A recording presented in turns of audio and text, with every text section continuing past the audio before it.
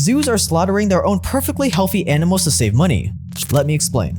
So you're a zoo owner. You make millions of dollars putting animals on display for the public. Families come from far and wide, so their kids can see monkeys, tigers, bears with their own eyes, and they're willing to pay big bucks for the privilege. I mean, can you really put a price tag on the look of joy on your kid's face? It's a magical, profitable experience. But in 2020, COVID changed everything. Suddenly, people weren't going to zoos and spending money anymore. They weren't going anywhere. But zoos couldn't just shut their doors like most businesses. They owned thousands of living animals that needed food and care. And with no money coming in, if they didn't figure out a way to minimize expenses, the zoos would be in big trouble.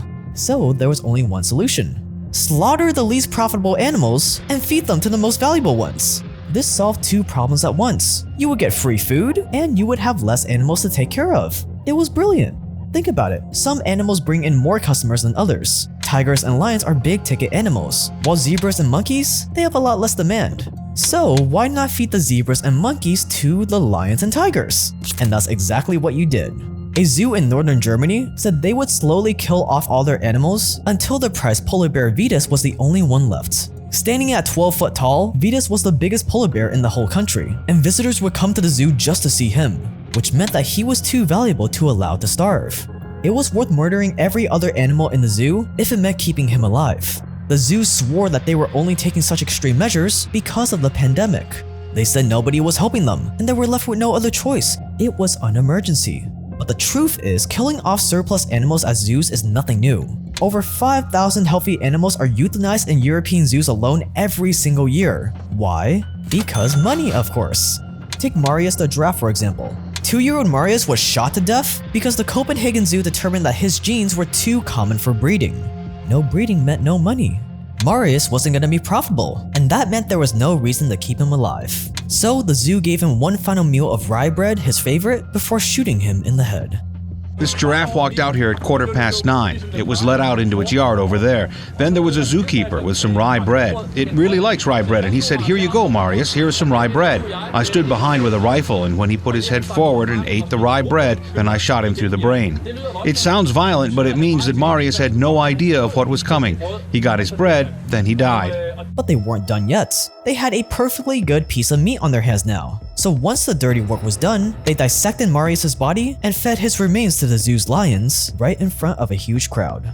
What followed the shooting was a public carving of the carcass. A British zoo had offered to give Marius a home, and an online petition resulted in more than 25,000 signatures. Instead, he will provide the meals for other animals in the zoo, with officials confirming the carcass would be fed to its lions, polar bears and tigers. How the zoo killed this giraffe, shot it instead of lethal injection. Tell me why. That's because if we shoot it, we can feed it to the carnivores afterwards. If we do it with an injection, we cannot feed it to anybody. Then we just have to dispose of the meat or just throw it away, which would be crazy. The zoo also has predator animals, of course. If we don't use these animals to feed them, we'd have to order sides of beef from somewhere. People around the world were horrified. Despite the protests that came from around the world. Shot dead. Marius. People love giraffes. Murderer. They wanted the zoo shut down immediately and all the animals saved. But what all these outraged people didn't know is that being killed by the zookeepers is probably the best thing that could have happened to these animals. Because the things that happen in these zoos when they're alive are even more terrifying than their gruesome death. What do you think an ideal zoo would look like? Closed. Stay dangerous, subscribe for more, and this is the deranged business of zoos.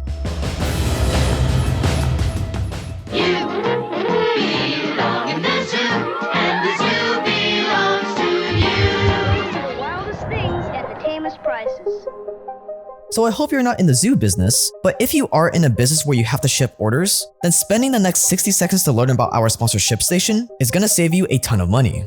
ShipStation makes shipping stuff easier than ever by letting you automate most of your manual work, while also hooking you up with the best shipping rates out there, with up to 84% off from top carriers like UPS, USPS, and DHL Express. There's a reason why huge brands like Joe Rogan's On It uses them. With ShipStation, you don't need to manually track pending orders or go to a dozen shipping websites to find and print affordable labels. You can import orders automatically from whatever platform you're selling on, compare shipping rates right on ShipStation, and then print custom branded discounted shipping labels all in one place. And the best part is that ShipStation takes less than 5 minutes to set up. You start by creating an account, then you connect to whatever selling platform you use, Shopify, Amazon, Etsy, eBay. In fact, most marketplaces and stores are supported. And finally, you just connect your shipping carrier account, and that is it. You are ready to start getting all the benefits of ShipStation, including instant tracking updates for your customers and a carrier rate comparison tool. So start saving money on shipping right now by going to shipstation.com/JakeTran to get a free 60-day trial. That's shipstation.com/JakeTran for a free 60-day trial with the link below. Thanks to ShipStation for sponsoring this video. Ever since the beginning of civilization, rich people have always been looking for ways to show off how powerful they are. Sure, you could have a big castle, and you could get endless luxury items, but those things are relatively easy to get. Once you have them, how do you differentiate yourself from the other king over there? By owning the most exotic, dangerous animals on the planet. Think about it. If you're strong enough to capture and keep alive a lion, a tiger, or a bear, then you must be a pretty powerful person. Killing a lion or a bear was a big deal, but bringing back a live one showed even more power. Virtually all the history of zoos is about human control of nature. It was the ultimate status symbol. And it was a way of showing off. Queen Charlotte, her gift to everybody that she liked was to give them a kangaroo.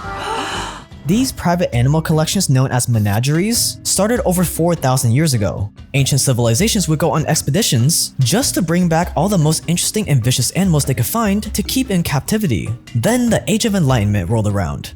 All of a sudden, people wanted to know everything about the world around them, including animals. People realized that zoos didn't have to just be a symbol of wealth, but they could also be perfect for learning about nature and the animal kingdom. Zoos were the opportunity to see these beasts with our own eyes, and it all started in France. The animals from the elite's menageries were confiscated and relocated into the very first modern zoo in Paris, and they opened their doors to the public so everyone could enjoy the magic of seeing nature's creatures locked away. And this zoo is still in operation to this day.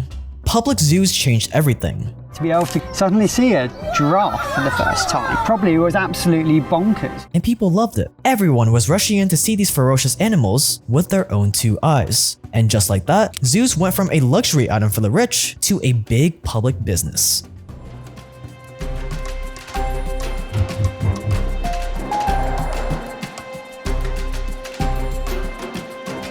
Early zoos were brutal. People didn't really view animals as living, breathing beings with needs. They were just an object to show off for the public. Nobody really stopped to think how captivity might affect these wild animals, especially once money got involved. It wasn't really an appreciation of animals needing certain things to have a good life. So you would see them in barren boxes, effectively, just as you would see a specimen in a natural history museum. Back then, people didn't believe animals felt things the same way as humans, so they had no problem throwing them in an empty cage, all alone for years. Animals were thought of as basically automatons just responding in a reflexive manner with no feelings of pain or any kind of emotional depth. But as time went on though, this depressing cold model of zoos became less favorable. Nobody wanted to see gorillas and lions and monkeys miserable in empty cells all day. Zoos needed to rebrand their image. Enter conservation. The perfect rebranding to get people back in the door, spending all their money at zoos. All they had to do was tell everyone that zoos were actually the ones protecting animals. They started designing enclosures that mirrored the animals' natural habitats to make them seem more comfortable in confinement. They told the world how they were the ones saving endangered species by keeping them safe and helping them breed. That zoos were important because they taught kids about wildlife and made them care more about the environment. The zoo, by becoming a public attraction, if it's done properly, it seems to me like a pretty good idea. The animals have a good life, people enjoy it, they learn something, hopefully they get involved in conservation.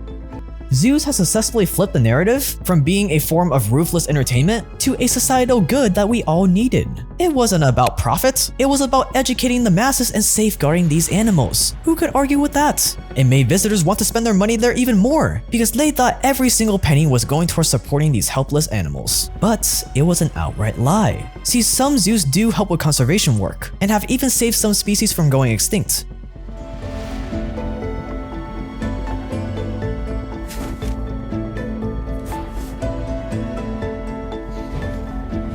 Zoo populations of animals are insurance populations. Certain species, due to what's going on the planet at the moment, the only way that we can stop them from going extinct will be to bring them into captivity. But most zoos don't even have to try that hard to seem like they're saving the planet. All they have to do is put a tiny percentage of their funds into conservation programs, and boom, they're making millions while looking like the good guys. The official statistics show that 4% of revenue goes back into conservation. I mean, that's minimal, it's very small. And what do you find in zoos? Big cats and elephants and zebra and things that don't get released back into the wild. But the reality is even more depressing.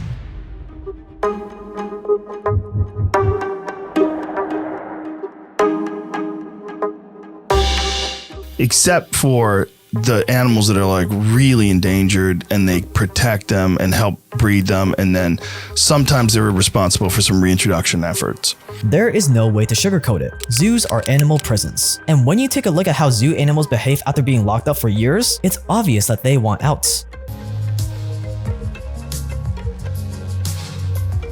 Those are all signs that they're missing out on some important aspect of how they live in the wild. The complexity of providing a good life for some of these animals, it's actually really, really difficult. After a while of being held captive, zoo animals start pacing around aimlessly, rocking back and forth and pulling out their hair. Sometimes they even start eating their own feces and self-harming themselves by biting themselves. And what's sad is that almost every single zoo animal starts developing these behaviors after being held captive for a long time. I'm not against all zoos, but I have to say that there's nothing more sad than seeing elephants, cats, bears. I mean, cats, man. The cats, when they're pacing back and forth, I mean, just get them out of there. Whose purpose are you serving? Is that good for you? I mean, seeing an animal that's got zoocosis, I mean, it's a mental case. Which is why whenever they get the chance, zoo animals try their best to escape. Elephants try to run away when given the slightest opportunity. Gorillas have been known to pick the locks or bend the bars on their cages to try to free themselves.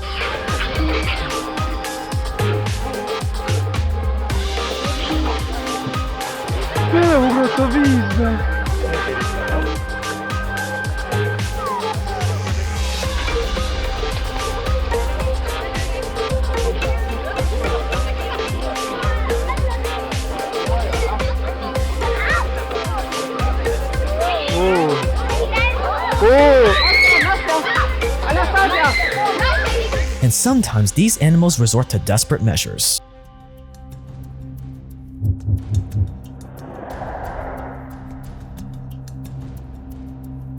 It's 2007 at the San Francisco Zoo. 3 teenage boys are enjoying a day out seeing the animals when they stumbled upon the cage of Tatiana the tiger. The boys start messing with the 350-pound tiger, throwing sticks and pine cones at her to try to rile her up.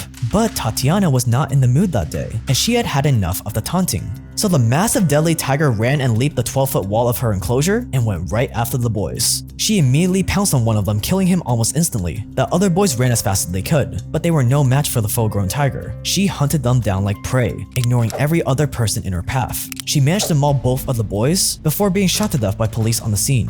It was horrifying. But it wasn't a one-off incident. Tragic attacks happen all the time in zoos and aquariums. Killer whale grabs his feet and pulls him underwater for close to a minute.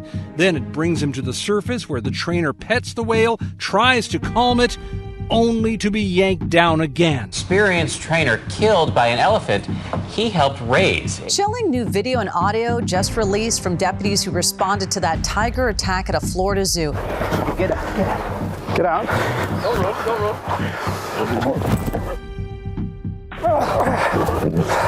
Hey!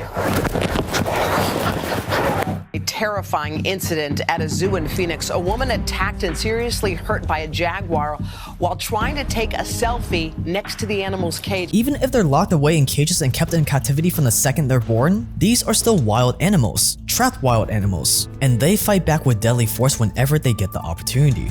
But fear not, because we have the solution. You just gotta prescribe the animals Prozac. We don't know what the f*** is going on in their head, so we have no idea. And most people just watch and think this is just maybe normal or something. Ah yes, remove them from nature, lock them in an artificial environment, make them work a job they hate surrounded by people they hate, and when they inevitably develop mental problems, instead of freeing them and letting them back into nature, diagnose them and prescribe them a bunch of drugs. Wow, it's like zoos are a parody of the 21st century.